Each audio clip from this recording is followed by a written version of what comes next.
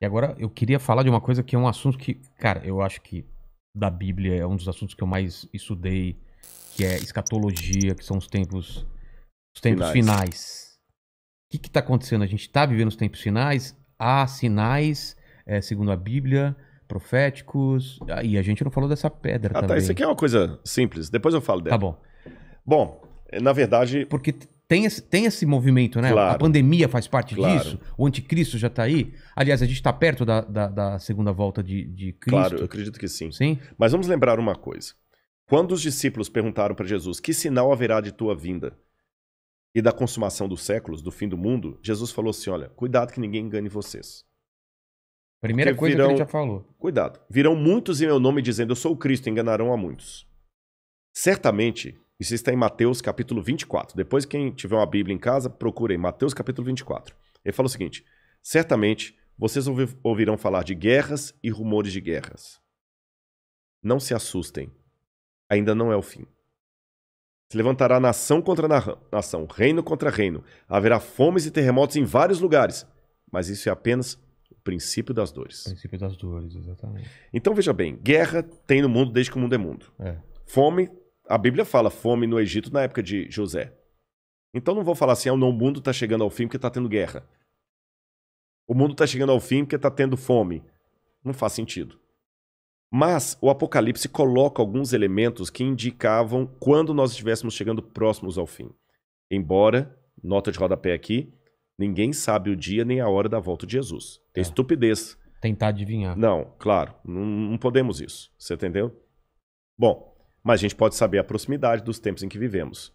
Então tem algumas coisas no Apocalipse que são características do tempo do fim. Exemplo, Apocalipse 11:19.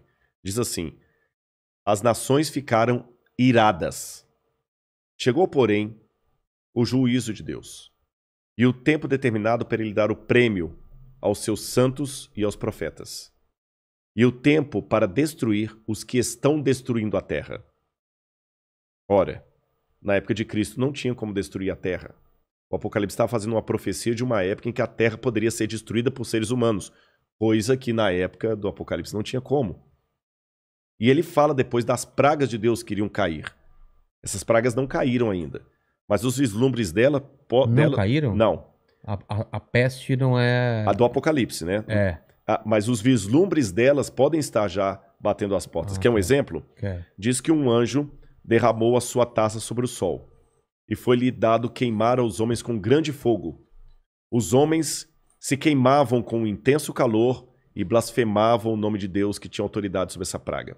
Olha o problema da camada de ozônio, o efeito estufa, o que está acontecendo com o Sol.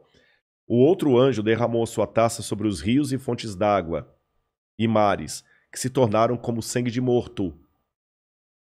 Sangue de morto não é vermelho, dessa cor. Sangue de morto é escuro, é fétido, é quase coagulado. Como é que tá Pinheiros, Tietê, Lagoa Rodrigo de Freitas, as águas do mundo? Poluição. As previsões é que até 2025 a guerra do mundo vai ser pela água. É. Fala do anticristo, que ia dominar o mundo inteiro de uma maneira algorítmica, Pacífica. pacífica, porque é um algoritmo. O 666. O que é o 666? O que é o 666? Na época do Antigo Testamento, Deus deu algumas normas para os judeus. O povo do Oriente Médio, ele é muito simbólico, sabe? Ele tem muito esse lance do símbolo que aqui no Ocidente a gente perde. Então o judeu pode olhar, ele usa o paiot, que significa alguma coisa, o kippah, que é aquele chapeuzinho na cabeça.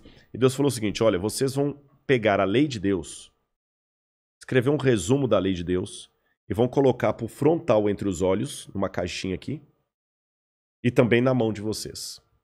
O judeu hoje usa na mão esquerda. É. Pode olhar aqui no Muro das Lamentações, você vê o judeu orando lá, né? Baruch atah Beshem Adonai Eloheinu melech haolam. E ele vai orando no muro e ele tá com aquela caixinha preta aqui e outra na mão. Aí no Apocalipse a gente vê que o inimigo, o diabo, que se vale do anticristo, assim como Deus envia o Cristo... O anticristo é a versão do Cristo pro demônio. Pro demônio, É. o anticristo. Ele faz uma paródia de Cristo. Aí, como Deus no Antigo Testamento pediu aos judeus para ter a lei de Deus na testa e na mão, o anticristo coloca também um sinal, uma marca, na testa e na mão. Então significa uma época em que a lei de Deus vai ser questionada. Nessa época em que a lei de Deus for questionada, diz o Apocalipse, ninguém poderá comprar nem vender, senão aquele que tem a marca da besta e o número do seu nome. Ora, esse número é 666. Aí muita gente pega isso e fala o seguinte, então vou começar a calcular, Hitler dá 666, o Papa, o Saddam Hussein, Bill Gates, até a Ellen White, que é uma pioneira do Adventismo, ela dá 666, mandíbula, todo dá 666, né? No grego está o seguinte, aquele que tem entendimento, calcule. E essa palavra calcule no grego ali é a mesma palavra para faça a contabilidade daquilo que o anticristo vai fazer. E o que o Apocalipse deixa bem claro é que o anticristo vai ser a revigoração do Império Romano, que era o inimigo do povo de Deus. E por que 666? Na cultura da Babilônia, o 6 era o número base para você fazer qualquer cálculo. Era um número divino. Tanto é que quando Nabucodonosor ergue uma imagem, ela tinha 60 côvados por 6. 60 por 6. O 6 era um múltiplo divino. E ali você tem o 666, múltiplo de 6. Agora o Apocalipse fala que ele vai controlar a economia. Os povos da terra vão segui-lo. Ninguém vai poder, falando quem pode pelejar com ele. E o que nós estamos vendo agora é o mundo caminhando pela primeira vez na história para uma unificação mundial. De moeda? De tudo. Parece até teoria da conspiração que eu vou falar, mas não é. O mundo está caminhando para uma unificação. Rodrigo, mas nunca. Aqui no Brasil mesmo a gente vê a briga dos de esquerda com os de direita. O pessoal não está entendendo. Essa unificação não significa unificação de mente, mas unificação de propósito. Que é um exemplo que o mundo pode se unir por um propósito, apesar de se odiar mutuamente? Pandemia. A pandemia. Exatamente. O Irã está usando máscara, Israel também está usando máscara. Os palestinos estão jogando foguete lá em Israel, o Hamas, mas o israelense está usando máscara, o palestino também. O egípcio está usando álcool em gel, o iraniano está usando álcool em gel, o americano está usando álcool em gel, o russo está usando álcool em gel, então o Putin está usando álcool em gel. A mesma coisa o presidente do Brasil, o presidente da Argentina, da Venezuela, o mundo parou. Então é possível essa união do mundo inteiro em algumas coisas mesmo. Ela não só é possível, como ela é um caminho sem volta. Por que está falando tanto em criptomoeda? Nós já estamos passando por uma transição do dinheiro. Dinheiro de papel, né? De papel, você entendeu? Dinheiro baseado em tesouro nacional. E o mundo hoje precisa. Isso aqui não é uma defesa do Rodrigo, não é um desejo do Rodrigo. Eu estou falando de uma tendência. Tendência. O mundo precisa se unificar porque existem, Vilela, alguns elementos hoje que estão à solta, como se fossem crianças bagunceiras numa casa cheia de faca, de garfo, de objetos cortantes e letais, sem um adulto para controlar essas crianças. Você jamais faria isso. Quais são as crianças que estão à solta no mundo e precisam de um adulto para controlá-las? Um preceptor, uma babá? Internet. Quem tem domínio da internet?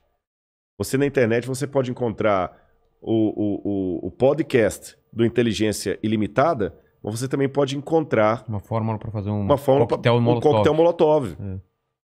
O camarada pode assediar você para fazer parte do Estado Islâmico. Quem controla a internet? Nem os Estados Unidos. Não, ninguém. Tá na mão de ninguém. Quem controla tráfico de drogas e de armas em nível mundial? Ninguém. Lavagem de dinheiro tá aí. O terrorismo tá aí e lavam dinheiro. Quem controla bolsa de valores? A economia do mundo não aguenta por mais 20 anos nas mãos da bolsa de valores que é especulativa. Se cair a bolsa de Tóquio, você nunca foi ao Japão, mas você pode perder o seu emprego e essa casa aqui porque caiu a bolsa de Tóquio. O Bradesco pode falir porque teve um crash na bolsa de Nova York. E a gente viu, essa pandemia viu como nós estamos economicamente vulneráveis. Economicamente vulneráveis.